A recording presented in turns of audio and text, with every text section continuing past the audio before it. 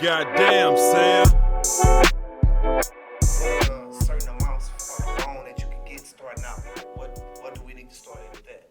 So it really depends on where your cash is, right? Your cash flow. So it's called a debt service coverage ratio, DSCR. That's what banks typically look at. They want to make sure whatever cash that you're trying to secure, that you're able to pay that back 1.2 times. Meaning, whatever your net is, whatever that debt is, that you're not in the negative. Once you pay us the loan, you still have money to carry you through. So that's typically what banks look at.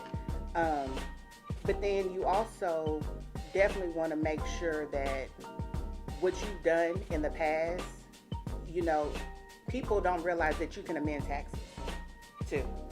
So going back. So say maybe in 2019, 2020, you showed us, a negative, but you really had a positive. Well, you could go back to the IRS and amend your taxes and then bring it to the bank. I have to pay a little bit. Oh yeah, you definitely have to pay. I have to pay. Another thing is people, a lot of times they carry cash. They have a lot of liquidity. And so when you have a lot of cash, that's a quicker way for you to get financing because you could do a CD secure loan. Meaning you got $100,000 that's in your bank. You can put that into a bank, a CD. You can earn interest on that and you can borrow against it, which means you're borrowing the bank's money, but you're still liquid. So if I got $100,000 in my account, I get a $100,000 CD. I'm going to gain interest on it per year. Per year. And then I can borrow against it. You can borrow against it. How much I'm borrowing against it? It could be 100% financing. So if you have $100,000 in there, then you can turn around and borrow $100,000. Okay.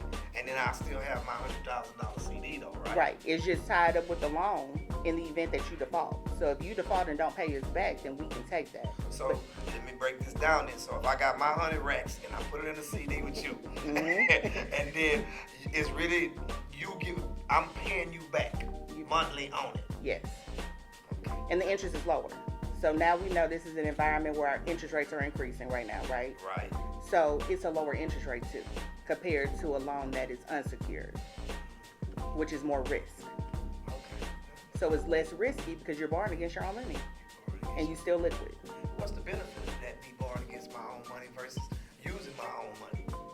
Because you're still liquid, so you still have that $100,000.